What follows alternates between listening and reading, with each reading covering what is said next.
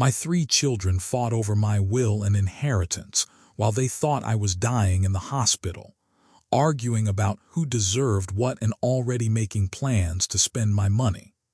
What they didn't know was that I could hear every greedy word they said. I was going to make a full recovery, and I was about to change my will to leave everything to charity instead of the vultures I'd raised. I'm William. I'm 71 years old, and this is the story of how my own flesh and blood showed me their true colors when they thought I couldn't see or hear them anymore. Before we continue, please hit that subscribe button and drop a comment letting us know where you're tuning in from. You know, there's nothing quite like a near-death experience to show you who people really are when they think you're not watching. For 71 years, I thought I knew my children, thought I'd raised them with good values and strong character. I believed that despite their flaws and mistakes, they were fundamentally decent people who loved their old man and would honor his memory when the time came. Boy, was I wrong about that. This story is about greed, betrayal, and what happens when children see their parent as nothing more than a wallet with legs, waiting for the right moment to be opened and emptied. It's about the moment when a father realizes that everything he worked for, everything he sacrificed for, and everyone he thought he could trust was built on a foundation of lies and selfishness. But it's also about justice, about the power of being underestimated, and about what happens when someone who's supposed to be dead and helpless turns out to be very much alive and very much in control. Let me start from the beginning, back when I still believed my children cared about me as a person, rather than just as a source of future inheritance. I'm a retired construction company owner who spent 45 years building a successful business from nothing. I started with a pickup truck, some basic tools, and a willingness to work harder than anyone else in the industry. Over the decades, I built my company into one of the largest construction firms in our state, with over 200 employees and contracts worth millions of dollars every year. I never went to college, never had any fancy business training, but I understood hard work, honest dealing, and treating people fairly. By the time I retired 5 years ago, I'd accumulated a net worth of approximately $8 million, including real estate, business assets, and investments. I'm not telling you this to brag, but because you need to understand what was at stake in this story. $8 million is enough money to change lives, to set up families for generations, to turn ordinary people into wealthy individuals overnight. It's also enough money to bring out the absolute worst in people, even people you love and trust completely, especially people you love and trust completely. I have 3 children from my 42-year marriage to my late wife Patricia, who died 3 years ago from cancer. My oldest son Michael is 45 years old and works as a middle manager at an insurance company. Michael has always been the responsible one, the steady plotter who follows rules and does what's expected of him.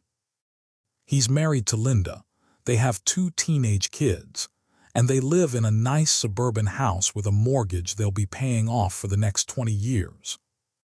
Michael makes decent money but nothing spectacular, and he's always been quietly resentful that he didn't inherit my business sense or my willingness to take risks that might lead to real wealth. My daughter Jennifer is 42 and works as a high school teacher. She's divorced, raising 2 kids on her own, and constantly struggling to make ends meet on a teacher's salary. Jennifer has always been the emotional one, the one who felt everything deeply and took every setback personally. She's also been the most openly bitter about our family's financial situation, frequently making comments about how unfair it is that I have so much money while she can barely afford her rent. Jennifer has never understood that my wealth came from decades of sacrifice and risk-taking, not from luck or inheritance. My youngest son David is 39 and has never held a steady job in his entire adult life. David is what people politely call a free spirit and what I call a professional disappointment. He's tried everything from starting a food truck to becoming a day trader to launching a social media consulting business, and he's failed spectacularly at all of it. David has been borrowing money from me for 20 years, always with promises to pay it back that never materialize. He's single, lives in a rented apartment that I help him afford, and seems to think that being my youngest son entitles him to a lifetime of financial support. These are my children, the people I love most in the world, and the people I thought would honor my memory and carry on my legacy after I was gone. I'd always planned to leave my estate divided equally among the three of them, figuring that $8 million split three ways would give each of them enough money to solve their financial problems and set up their families for success. I wanted my life's work to benefit my children and grandchildren, to provide them with opportunities and security that I'd never had growing up poor in rural Mississippi. But I also hoped that inheriting my wealth would bring my children together, that sharing in my legacy would strengthen their bonds as siblings and help them support each other through life's challenges. The irony is almost laughable now. The money I thought would unite my family after my death almost tore them apart while I was still alive to see it happen. The catalyst for this whole disaster was a heart attack I suffered 6 months ago while working in my garden. It was a serious episode that required emergency surgery and left me unconscious in the intensive care unit for 3 days. The doctors weren't sure I was going to make it through the first night, and my children were called to the hospital to say what might have been their final goodbyes. When I woke up on the 4th day, weak but stable, I learned that my recovery was going to be a long and uncertain process. I spent 2 weeks in the hospital and another month in a rehabilitation facility, learning to walk and regain my strength. It was a scary time for everyone, including me, and I don't blame my children for being frightened about the possibility of losing their father. What I do blame them for is what they did with that fear, how they reacted to the possibility of my death, and what they revealed about their true priorities during those dark weeks. The first sign that something was wrong came during my 2nd week in the hospital, when I was still heavily sedated and barely conscious most of the time. I would drift in and out of awareness, sometimes able to hear conversations around my bed, but unable to respond or let people know I was listening. It was during one of these periods of semi-consciousness that I first heard my children talking about my will and their inheritance plans. I remember hearing Jennifer's voice saying something about how they needed to make sure everything was handled properly when the time came. At first, I thought she was just being practical, making sure they understood my wishes and would be able to execute my estate plan efficiently.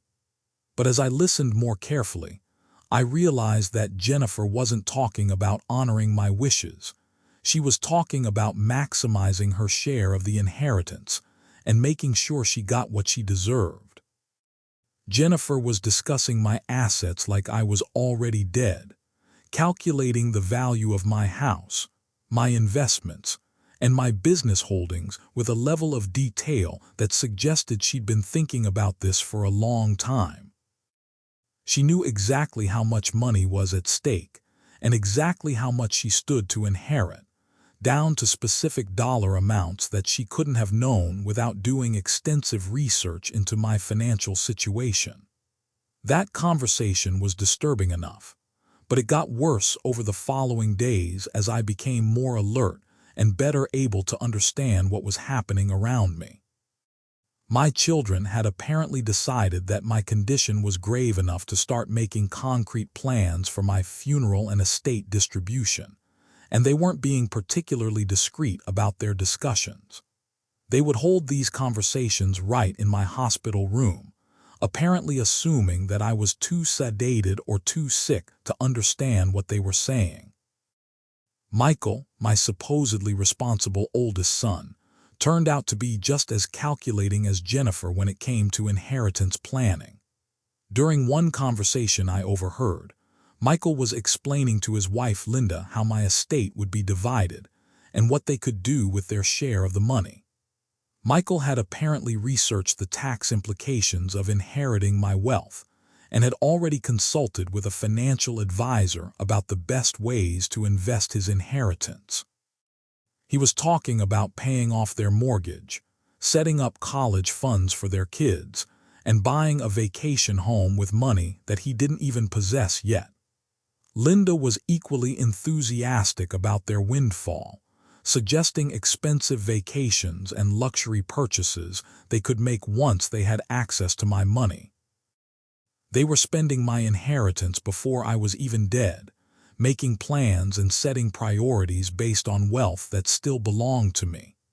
They showed no sadness about my condition, no concern for my recovery, just excitement about the financial opportunities my death would create for them.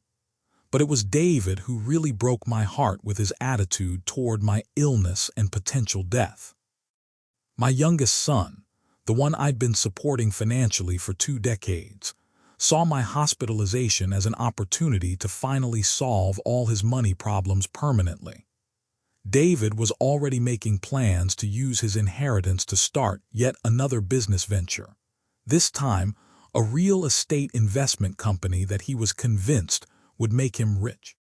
He was talking about buying rental properties and flipping houses, using my money to fund his latest get-rich-quick scheme.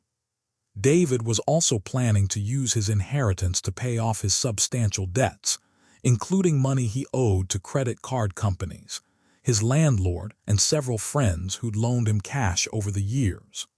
The most disturbing part of David's planning wasn't his business ideas or his debt repayment plans. It was his timeline. David was talking about these investments and purchases like they were imminent, like he expected to have access to my money within a matter of weeks. He wasn't hoping for my recovery or planning for a future where I might survive and continue living my life. David was planning for my death with an eagerness that suggested he was actually looking forward to it.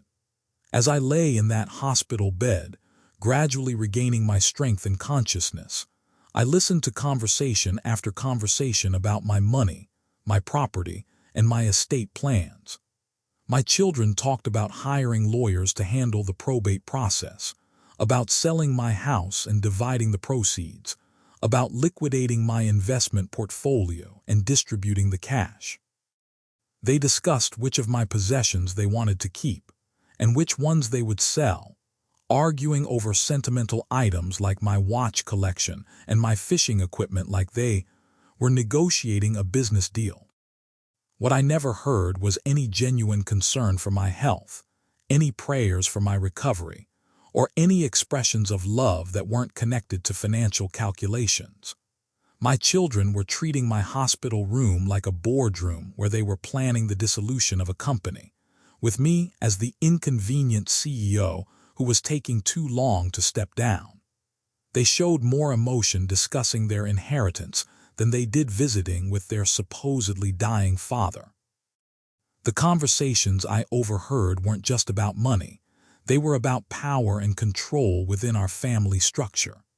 Jennifer felt that, as the only daughter and the one who'd visited me most frequently over the years, she deserved a larger share of the inheritance than her brothers. She argued that she'd been more attentive to my needs as I aged, and that her financial struggles as a single mother made her more deserving of help than Michael or David. Jennifer was essentially arguing that love and attention should be rewarded with money, that her relationship with me had been an investment that should pay dividends after my death. Michael countered that, as the oldest child and the most financially responsible, he should be trusted with the largest portion of the estate. He suggested that giving Jennifer or David too much money would be irresponsible, because they just waste it on poor decisions and unnecessary purchases.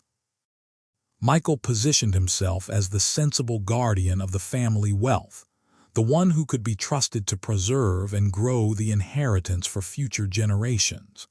He talked about setting up trust funds and investment accounts, making it clear that he saw himself as the natural heir to my role as family patriarch.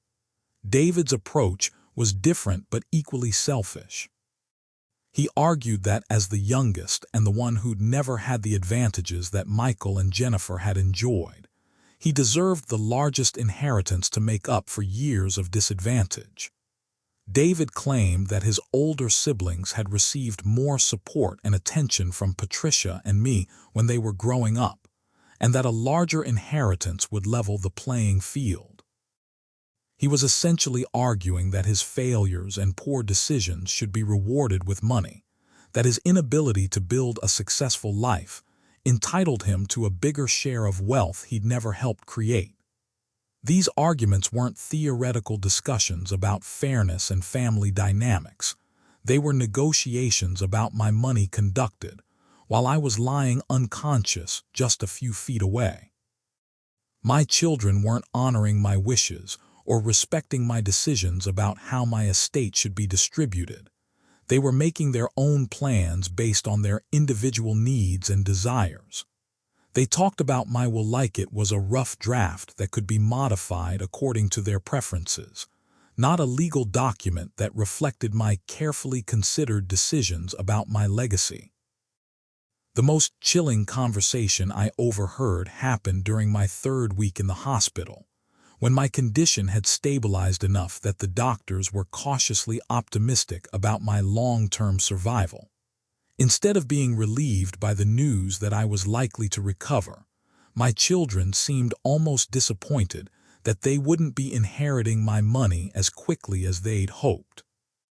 Jennifer complained that the medical bills were going to eat into the estate, that my extended hospitalization and rehabilitation were expensive and would reduce the amount of money available for inheritance. She was literally upset that keeping me alive was costing money that she considered rightfully hers. Michael was concerned about different aspects of my potential recovery, specifically whether my illness might have affected my mental capacity or my ability to manage my financial affairs. He was already talking about the possibility of having me declared incompetent so that my children could take control of my assets while I was still alive.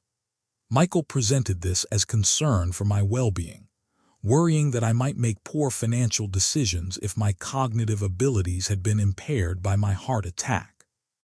But it was clear that his real concern was gaining access to my money without waiting for me to die naturally. David's reaction to news of my potential recovery was the most disturbing of all. He was openly frustrated that his inheritance plans were being delayed, complaining that he'd already made commitments based on receiving his share of my estate. David had apparently borrowed money against his expected inheritance, promising creditors that he'd be able to pay them back once I died, and my will was probated. My inconvenient survival was going to create serious financial problems for David, who'd been counting on my death to solve his money troubles. As I listened to these conversations day after day, I began to understand that my children didn't see me as a person anymore. They saw me as an obstacle standing between them and the money they felt entitled to inherit. My recovery wasn't a blessing or a miracle. It was an inconvenience that complicated their financial planning. My continued existence wasn't something to celebrate. It was a problem that needed to be managed or resolved. I realized that somewhere along the way, probably without even being conscious of it, my children had stopped loving me as a father and started seeing me as a resource to be exploited. The money I'd worked so hard to accumulate, the wealth I'd planned to leave them as a final gift, had poisoned our relationships and turned my own children into vultures circling around my deathbed. But the absolute worst conversation I overheard happened during my 4th week in the hospital, when I was alert enough to understand every word but still weak enough that my children assumed I couldn't hear or comprehend what they were saying. The 3 of them were meeting with Patricia's sister Helen, my sister-in-law who'd always been involved in family business, to discuss what they called the practical aspects of my situation. Helen had brought a copy of my will, which she'd helped me write 5 years earlier, and they were going through it line by line to understand exactly how my estate would be distributed. What I heard next still makes my blood boil when I think about it. My children weren't just planning to inherit my money. They were planning to contest my will if they didn't like how I divided my assets. Jennifer had consulted with a lawyer about the possibility of challenging my estate plan, arguing that I'd been under undue influence when I wrote my will, or that my mental capacity had been compromised by age or illness. She was essentially planning to steal money from her own siblings by claiming that my will didn't reflect my true wishes. Michael had his own scheme for maximizing his inheritance, involving the manipulation of my business assets and investment accounts. He'd researched ways to restructure my holdings to minimize tax liability, but his proposed changes would have benefited him disproportionately compared to Jennifer and David. Michael was planning to use his financial knowledge and his position as the oldest child to manipulate the estate distribution in his favor, taking advantage of his siblings' ignorance about complex financial matters. David's plan was the most brazen of all. He was suggesting that they should try to have me declared mentally incompetent so that they could gain control of my assets immediately rather than waiting for me to die. David had spoken with a lawyer about guardianship proceedings and had learned that adult children could sometimes gain legal control over their parents' finances if they could prove incapacity. He was actively planning to steal my autonomy and my wealth while I was still alive, turning me into a ward of my own children so they could spend my money as they saw fit. As I listened to my children plot against me and against each other, I felt something inside me break that I don't think can ever be repaired. These people weren't my loving children anymore. They were strangers wearing familiar faces, speaking in voices I recognized but saying words that revealed hearts I'd never seen before. The money I'd spent my life accumulating, the wealth I'd planned to leave as my legacy, had turned my own children into enemies of each other and of me.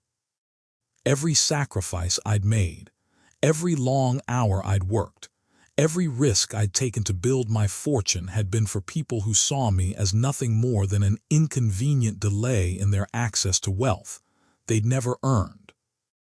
During my 5th week in the hospital, as my condition continued to improve and my recovery became more certain, I started planning my response to what I'd learned about my children's true character.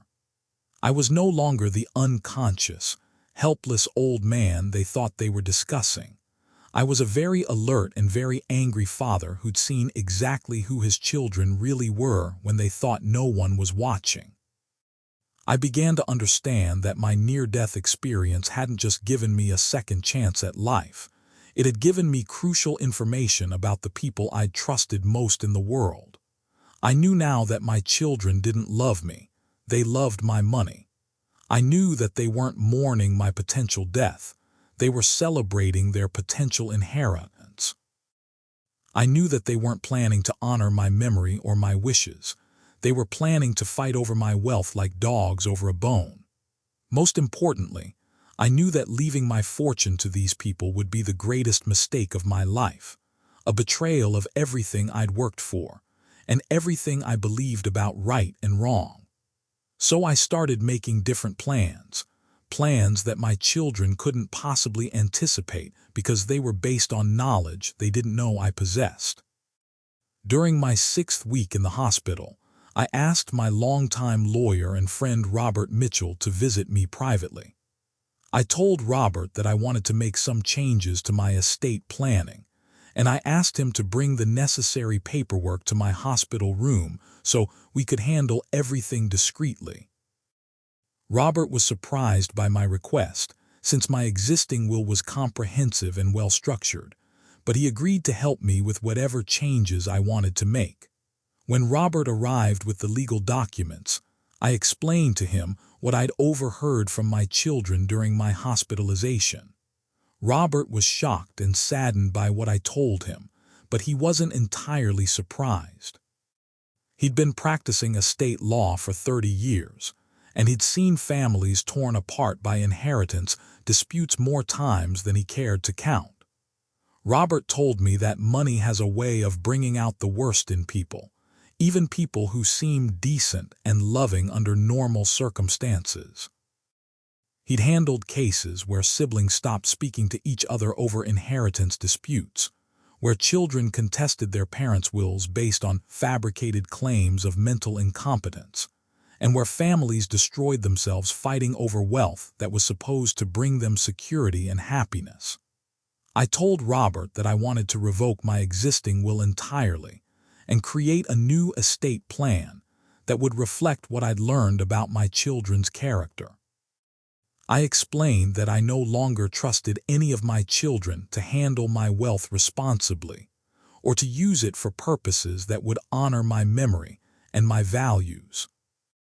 I said that I wanted to leave my entire estate to charitable organizations that would use my money to help people who truly needed it, rather than giving it to people who would waste it on selfish pursuits and family conflicts.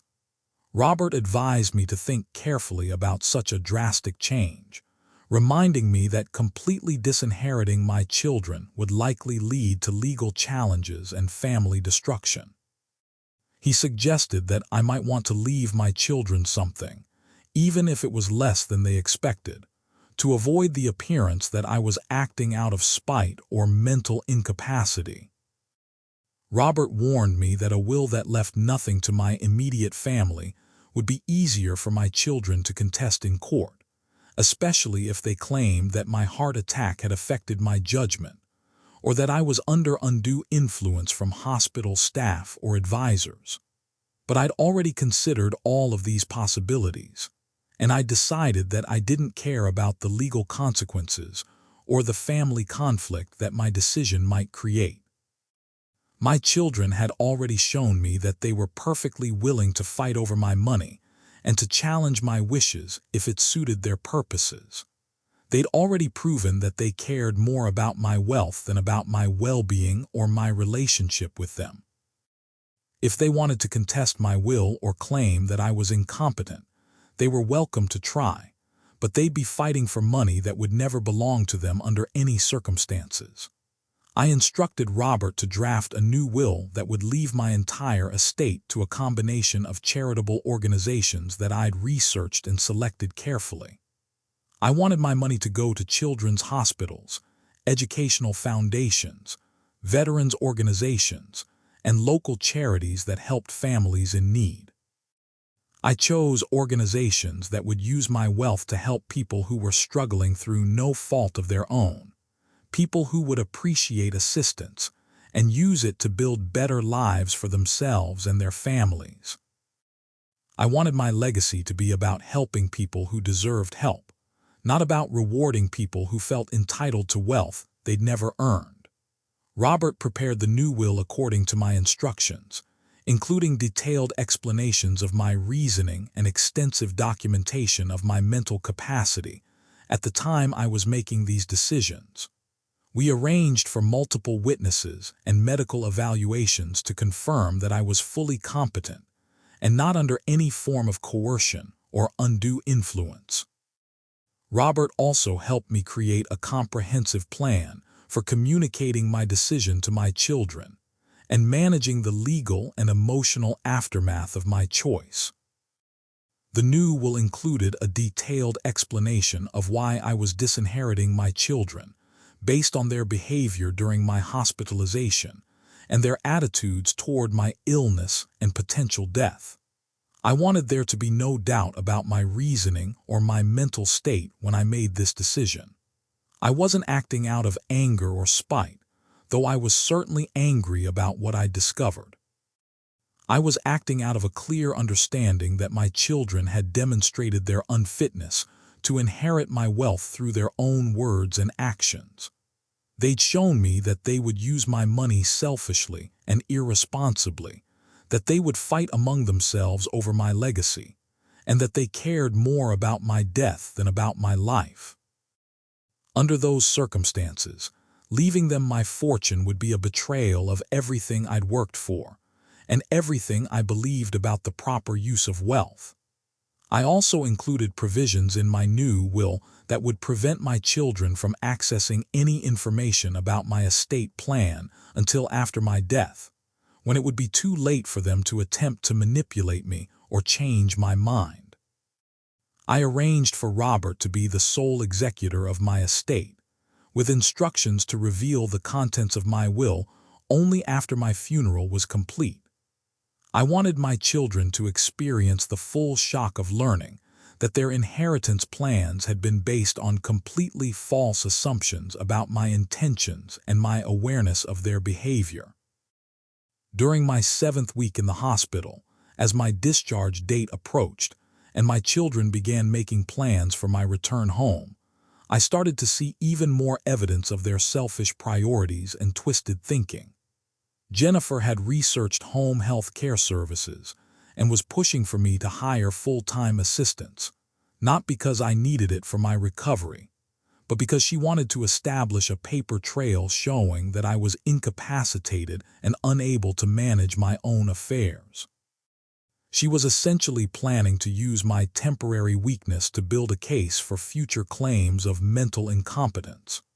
Michael had taken it upon himself to research my financial accounts and insurance policies, claiming that he needed to understand my assets in order to help me manage them during my recovery. But it was clear that Michael was really trying to get detailed information about my wealth so he could better plan his inheritance strategy. He was pushing for me to give him power of attorney over my finances, arguing that I might be too weak or confused to handle complex financial matters on my own. David had already started making plans for how he would use my house after I died, discussing renovations and improvements he wanted to make with my money. David seemed to assume that he would inherit the house, probably because he was single and had less stable housing than his siblings. He was talking about moving into my house permanently and using it as collateral for business loans to fund his latest entrepreneurial schemes. My children were already dividing up my assets and making plans for my property like I was a terminally ill patient with only weeks to live. The fact that I was recovering well and likely to return to normal life seemed irrelevant to their calculations. They were so focused on their inheritance plans that they couldn't adjust to the reality that I wasn't actually dying, and that my money wasn't about to become available to them. Their disappointment about my recovery was barely concealed, and their frustration with having to wait longer for their inheritance was obvious in every conversation. When I was finally discharged from the hospital after 7 weeks, I returned to a house that felt different because I saw everything through new eyes. Every room held memories of my children growing up, learning, playing, and becoming the people I thought I knew. But now those memories were tainted by the knowledge of who my children had become as adults, what they really thought of me, and what they were planning to do with everything I'd built. I looked at family photos and saw strangers, people who shared my DNA but not my values or my character. During my first week home, my children visited frequently, ostensibly to check on my recovery and make sure I was adjusting well to being out of the hospital. But I could see through their apparent concern to their real motivations, which were to assess my mental and physical condition and to gather more information about my financial situation and estate planning. They were studying me like scientists studying a specimen, looking for signs of weakness or incapacity that they could later use to challenge my competency or manipulate my decisions.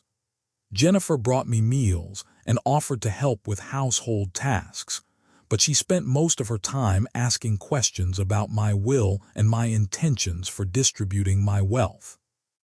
She wanted to know if I'd made any changes to my estate plan during my hospitalization, whether I'd spoken with any lawyers or financial advisors, and whether I was having any cognitive difficulties that might affect my decision-making ability. Jennifer was clearly fishing for information that would help her understand her inheritance prospects and identify any threats to her expected windfall. Michael focused on my business affairs and financial management, offering to help me review my investment portfolio and manage my bank accounts during my recovery period. He brought printouts of my account balances and investment performance, claiming that he was concerned about market volatility and wanted to make sure my wealth was properly protected. But Michael's real goal was to gain access to detailed information about my assets and to position himself as my financial advisor and eventual heir to my business empire. David was more direct in his approach, simply asking me outright about my estate planning and inheritance intentions. He claimed that his near loss of his father had made him realize how important family was, and that he wanted to make sure he understood my wishes so he could honor them properly. But David's questions were really about his own financial future and his timeline for gaining access to my money. He was particularly interested in knowing whether I planned to give any of my children early access to their inheritance, since he had immediate financial needs that couldn't wait for my natural death. As I watched my children circle around me like vultures, I felt a mix of sadness and disgust that I'd never experienced before. These people had come from my body, had been raised in my house, had been loved and supported and guided by me for decades. I'd sacrificed for them, worked extra hours to pay for their education and their needs, and planned my entire life around providing them with opportunities and security. But they'd become strangers to me, people whose values and priorities were so different from mine that I could barely recognize them as my offspring. The saddest part was realizing that this transformation hadn't happened overnight or as a result of my recent illness. My children had probably been thinking about my money and their inheritance for years, maybe decades. They'd been watching me age and calculating how much longer they'd have to wait to access my wealth. They'd been researching estate law and inheritance tax strategies, planning their financial futures around my death. My heart attack hadn't changed my children's character. It had simply revealed who they'd always been underneath their masks of filial affection. During my second week home, I decided to test my children's true motivations by announcing that I was considering making some changes to my lifestyle and my financial arrangements. I told them that my near-death experience had made me think about what was really important in life, and that I was considering selling some of my assets to fund travel and experiences while I was still healthy enough to enjoy them. I suggested that I might sell my house and move to a retirement community, liquidate some of my investments to pay for luxury vacations, and generally start spending my money on myself rather than preserving it for inheritance. The reaction from my children was immediate and revealing.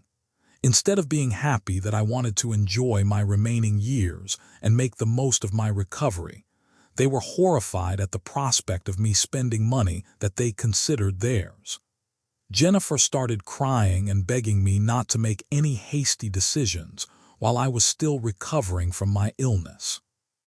She claimed that I wasn't thinking clearly and that I might regret spending my money frivolously when I could be preserving it for my family's future security. Michael was more analytical in his objections, presenting detailed financial arguments about why spending my principal would be irresponsible and short-sighted. He brought charts and projections showing how my current investment strategy would preserve and grow my wealth for future generations, conveniently ignoring the fact that I might want to enjoy my own money while I was still alive to benefit from it. Michael talked about my legacy and my responsibility to my family, making it clear that he considered my wealth to be a family asset rather than my personal property. David was the most desperate in his appeals, reminding me of his current financial struggles and his need for help with his debts and business ventures. He suggested that instead of spending money on travel and experiences, I should consider helping my children with their immediate financial needs. David painted a picture of family members struggling with money problems, while their wealthy father selfishly spent his fortune on luxury and entertainment. He made it sound like I had a moral obligation to prioritize my children's financial needs over my own desires and interests. The intensity of my children's reaction to the possibility that I might spend my own money confirmed everything I'd learned about their priorities and motivations. They weren't concerned about my happiness or my well-being. They were concerned about preserving their inheritance. They didn't want me to enjoy the fruits of my labor. They wanted me to hoard my wealth until I died so they could inherit it. My children saw my money as theirs by right, not as mine by effort and achievement.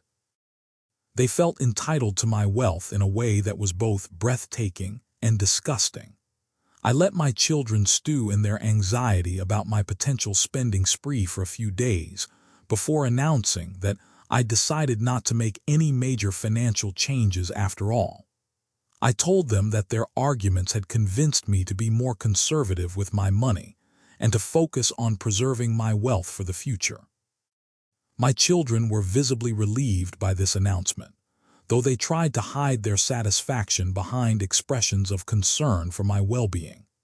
They congratulated themselves on talking sense into their confused and temporarily irrational father, never realizing that they'd actually just confirmed their unfitness to inherit anything from me. During my third week home, I began to implement the next phase of my plan, which involved gradually reducing my children's access to information about my financial affairs and estate planning. I told them that I decided to hire new financial advisors and lawyers to help me manage my wealth more effectively, and that I'd be working with professionals who specialized in the unique needs of elderly, wealthy individuals. I explained that my recent health scare had made me realize the importance of having expert guidance from people who understood the complexities of estate planning and wealth preservation. My children were immediately suspicious of this development, correctly sensing that new advisors might threaten their inheritance plans and their access to information about my assets.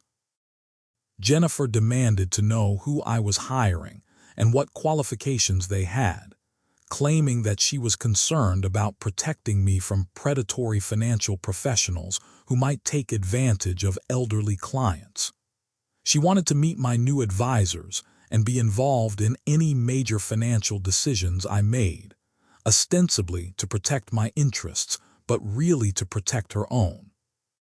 Michael was even more aggressive in his opposition to my hiring new financial help, arguing that I already had trusted relationships with professionals who knew my situation and my goals. He claimed that changing advisors would be disruptive and potentially costly, and that I should be wary of anyone who encouraged me to abandon long-standing professional relationships. Michael was clearly worried that new advisors might discover his plans to manipulate my estate or might influence me to make changes that would disadvantage him. David's reaction was typically direct and self-serving.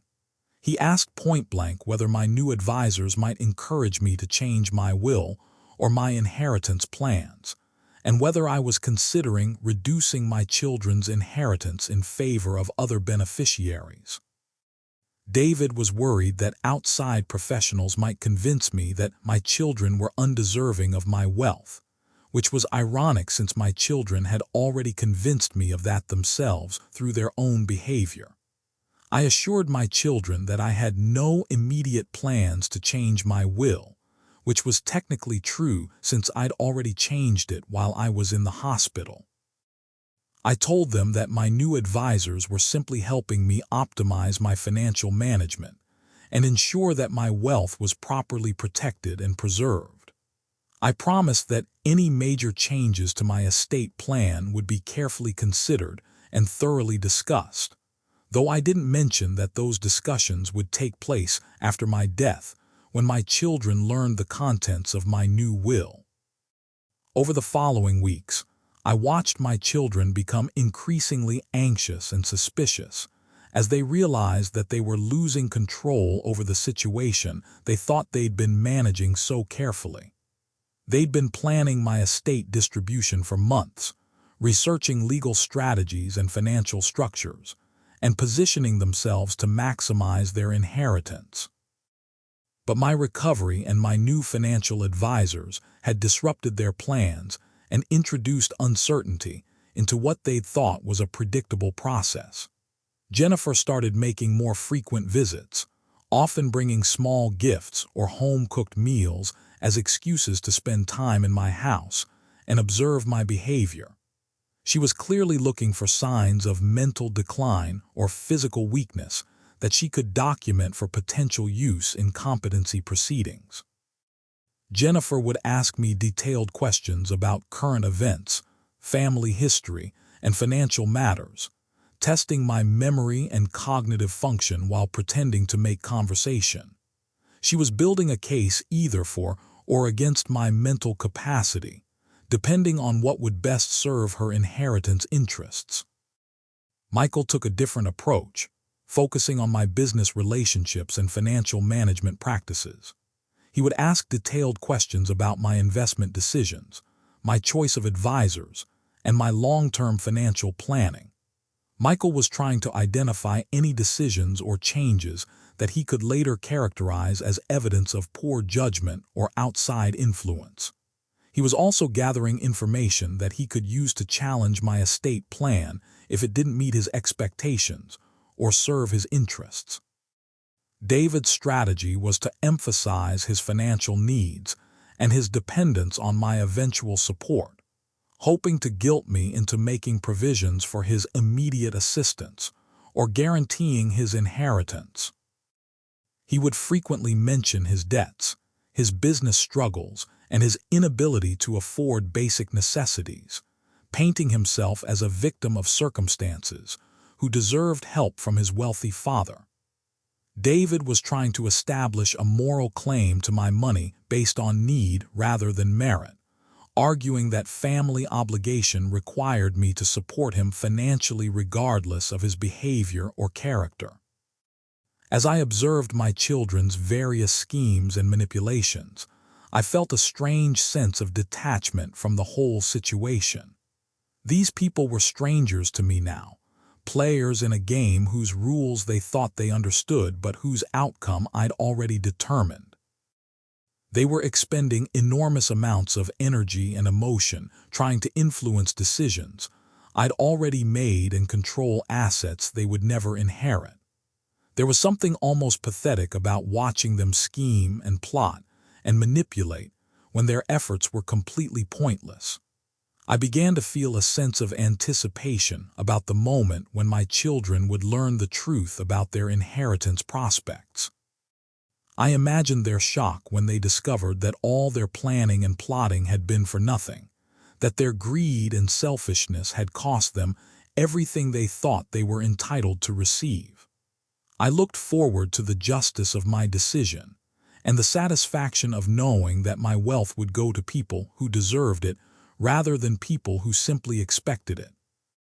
3 months after my discharge from the hospital, I decided to accelerate my timeline and begin preparing for the revelation that would shatter my children's expectations and expose the futility of their inheritance schemes. I arranged a family dinner at my house, ostensibly to celebrate my continued recovery and to spend quality time together as a family. I told my children that I wanted to share some important news with them about my health and my future plans, which naturally made them very attentive and eager to hear what I had to say. The dinner was a surreal experience, watching my children pretend to be loving and concerned, while I knew exactly what they were really thinking about and planning for. Jennifer had brought a beautiful bouquet of flowers and had cooked my favorite meal, playing the role of the devoted daughter to perfection. Michael arrived with a bottle of expensive wine and spent the evening asking thoughtful questions about my recovery and my adjustment to life after my heart attack. David was unusually attentive and affectionate, helping with dinner preparations and making an obvious effort to be charming and engaging. If I hadn't overheard their conversations in the hospital, I might have been touched by their apparent devotion and care. But knowing what I knew about their true motivations, their performance felt like a grotesque parody of family love and concern. They were being nice to me because they wanted my money, not because they actually cared about my well-being or enjoyed my company. Every smile was calculated, every gesture was strategic, and every expression of love was really an investment in their future inheritance. After dinner, when we were all sitting comfortably in my living room, I announced that I had indeed made some important decisions about my future that I wanted to share with them. I told my children that my near-death experience had given me a new perspective on life and death, and that I'd spent a lot of time thinking about what was really important and what kind of legacy I wanted to leave behind. I said that I'd made some changes to my estate planning that reflected my new understanding of my priorities and my responsibilities. The atmosphere in the room became electric with anticipation as my children waited to hear about the changes I'd made to my will. I could see the excitement and anxiety in their faces as they wondered whether I'd decided to give them early access to their inheritance, or whether I'd changed the distribution percentages in ways that might favor one of them over the others. They were leaning forward in their chairs, hanging on my every word, completely focused on what they thought would be news about their financial future. Instead, I told them a different story entirely. I explained that during my time in the hospital, when I was sedated and apparently unconscious, I'd actually been aware of much of what was happening around me. I said that I'd been able to hear conversations and understand what people were saying, even when I couldn't respond or communicate. I told my children that this experience had given me insights into people's true feelings and motivations that I never would have gained under normal circumstances. I could see the color draining from my children's faces as they began to understand where this conversation was heading. Jennifer's mouth fell open slightly, and Michael's jaw tightened as he realized that their private conversations might not have been as private as they'd thought. David actually started to stand up from his chair before sitting back down heavily, apparently understanding that he was about to face consequences for things he'd said when he thought I couldn't hear him. I continued my explanation calmly and deliberately, watching my children's expressions change from anticipation to horror as they realized the magnitude of their mistake. I told them that I'd heard every conversation they'd had about my will, every calculation they'd made about their inheritance, and every plan they'd discussed for challenging my estate or gaining control of my assets. I explained that I'd learned about their disappointment with my recovery, their frustration with the delay in accessing my money, and their complete lack of genuine concern for my health and well-being.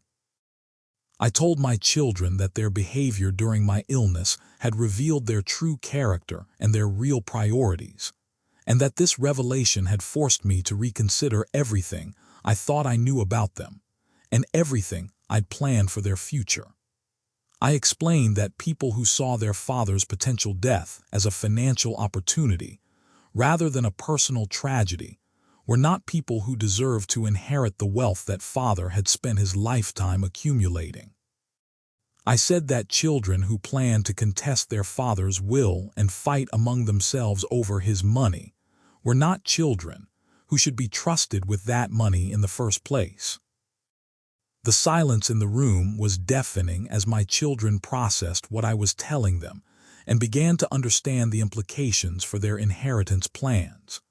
Jennifer started to cry, whether from genuine remorse or from fear about losing her expected windfall. I couldn't tell.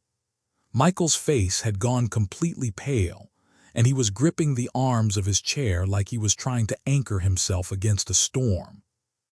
David was shaking his head slowly, apparently unable to believe that his inheritance scheme had been exposed and potentially destroyed. I let them sit with this information for several minutes before delivering the final blow.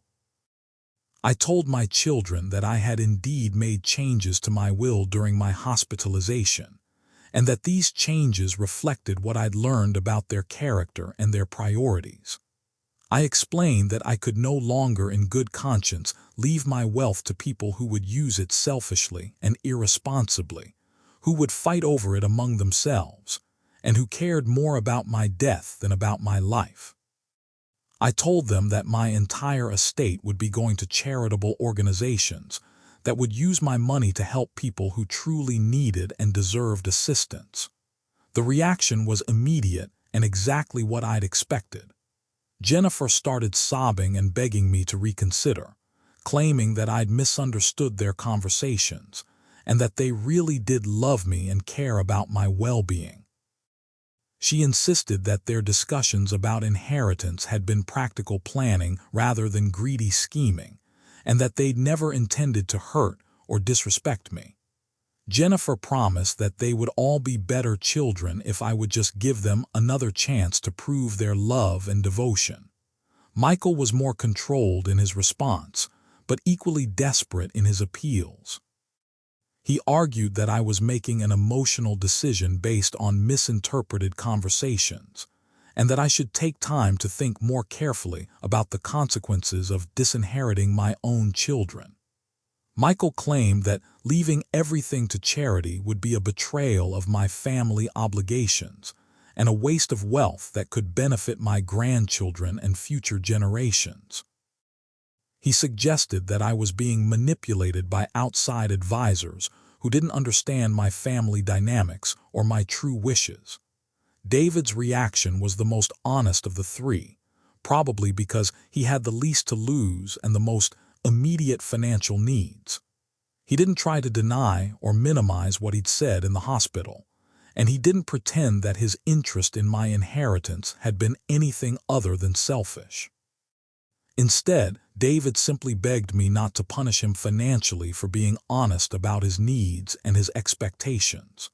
He argued that everyone thinks about inheritance when their parents are dying, and that his conversations had been normal human behavior rather than evidence of bad character. I listened to their pleas and arguments without being moved by any of them. These were the same people who'd spent weeks planning to contest my will if it didn't suit their preferences, who'd researched ways to have me declared incompetent so they could control my money while I was still alive, and who'd seen my potential death as a financial opportunity rather than a personal loss. Their tears and promises meant nothing to me now, because I'd seen who they really were when they thought no one was watching. I told my children that my decision was final and that no amount of pleading or promising would change my mind. I explained that they'd had their entire lives to demonstrate the kind of character that would make them worthy of inheriting my wealth, and that they'd failed that test completely. I said that their behavior during my illness had been the culmination of years of entitlement and selfishness that I'd been too blind or too loving to see clearly before. I told them that leaving my money to charity wasn't a punishment. It was simply the logical consequence of their demonstrated unfitness to inherit it. The aftermath of my announcement was everything I'd expected and more. Jennifer continued crying and begging for several more minutes before finally accepting that I wasn't going to change my mind. She then became angry, accusing me of being cruel and vindictive, and claiming that I was destroying my family out of spite rather than love. Jennifer said that she'd been a good daughter and that I was punishing her for normal human thoughts and feelings that everyone has during family crises. Michael's response was more calculating and threatening. He told me that he would contest my will in court and that he had grounds to challenge my mental competency based on my recent health problems and my drastic change in estate planning. Michael claimed that my decision to disinherit my children was evidence of cognitive decline or outside manipulation, and that a judge would overturn my will once the facts were presented. He threatened to tie up my estate in litigation for years and to spend whatever money was necessary to fight my charitable bequests. David's reaction was typically self-centered and immediate. He asked whether there was anything he could do to change my mind, any gesture or promise that might convince me to leave him at least a small inheritance. When I told him there wasn't, David became angry and bitter, telling me that I was a selfish old man who cared more about strangers than about his own family.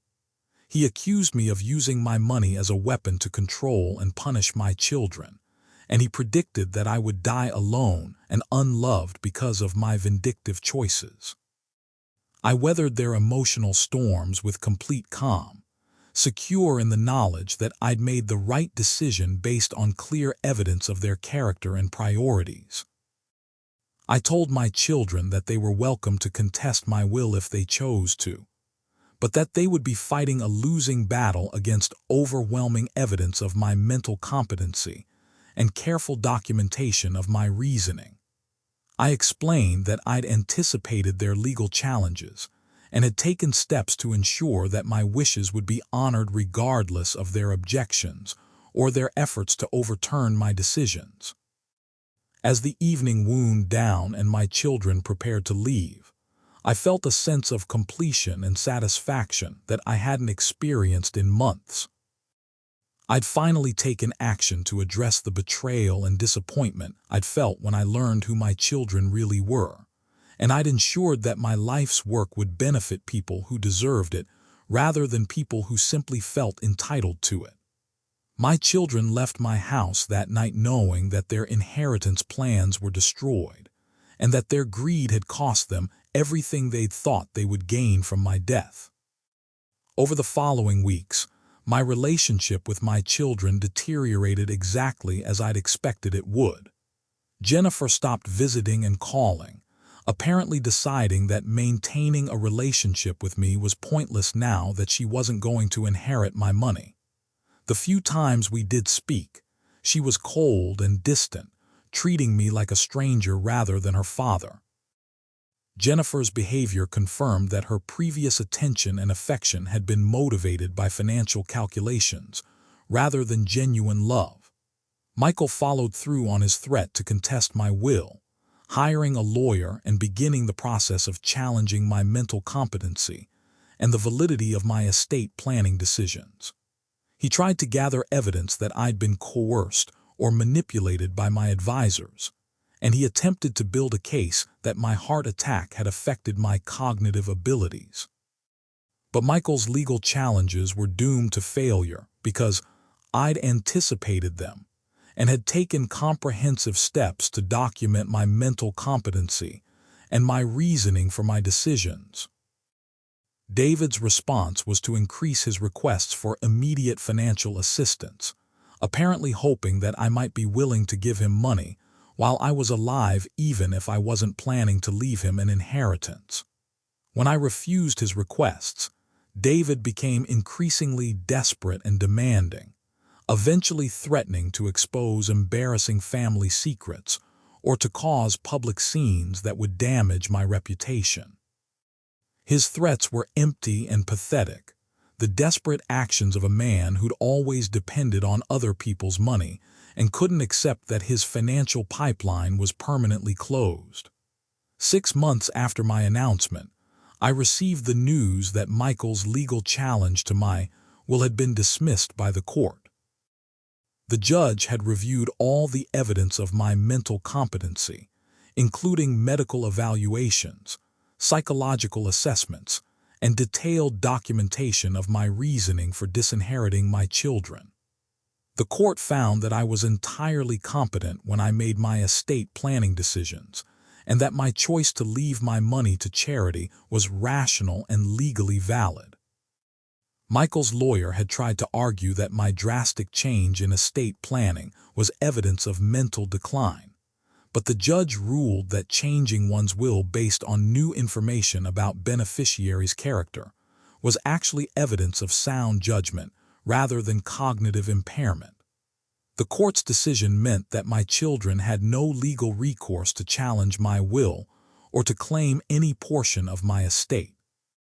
Their inheritance plans were officially and permanently destroyed, and my charitable bequests were legally protected from any future challenges.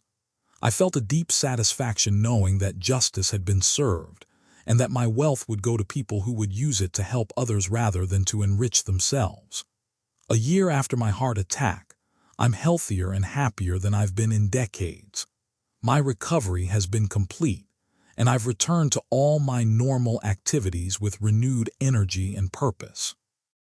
I've also developed new relationships with the charitable organizations that will inherit my wealth, working with them to understand their needs and to plan how my money can be used most effectively to help people in need. I've got to see my money making a real difference in people's lives while I'm still alive to appreciate it, which is more satisfying than any inheritance could ever be. My children and I rarely speak now, and when we do, our conversations are stilted and uncomfortable. They've made it clear that they consider me a traitor to my family and a cruel father who chose strangers over his own flesh and blood. But I know that I made the right choice based on clear evidence of who my children really were when they thought no one was watching. I chose people who would use my money to help others over people who would use it to help only themselves. The most important lesson I learned from this experience is that money reveals character rather than creating it. My children's greed and selfishness weren't caused by my wealth. They were exposed by the possibility of inheriting it. The people who deserved my money were the ones who didn't feel entitled to it, while the people who felt entitled to it proved that they didn't deserve it. My near-death experience gave me the gift of seeing my children's true character, and that knowledge allowed me to make decisions that aligned with my values rather than my emotions. If I could go back and change anything about this situation, I honestly don't think I would. Yes, it was heartbreaking to learn that my children cared more about my money than about me. And yes, it was painful to realize that I'd raised people who were capable of such selfishness and manipulation. But it was also liberating to finally see the truth about my family relationships and to take action based on that truth rather than on wishful thinking or parental denial. My children showed me who they really were, and I responded by showing them who I really was. The money I worked so hard to accumulate will now help children get medical care they couldn't otherwise afford, provide scholarships for students who want to build better lives through education, support veterans who served their country with honor, and assist families who are struggling through no fault of their own. My wealth will be a force for good in the world, rather than a source of family conflict and personal greed. That's a legacy I can be proud of, a use of my life's work that honors everything I believe about right and wrong, fairness and justice, earning and deserving. I may have lost my children, but I gained the satisfaction of knowing that my money will help people who truly need and deserve assistance. That's a trade I would make again without hesitation, because some things are more important than blood relationships, and one of those things is doing what's right with the resources you've been blessed to accumulate. If you enjoyed this story, please give it a thumbs up and subscribe to our channel for more incredible tales of family drama and justice. Share your thoughts about this father's difficult decision in the comments below, and don't forget to check out our next video for another amazing story of karma and consequences.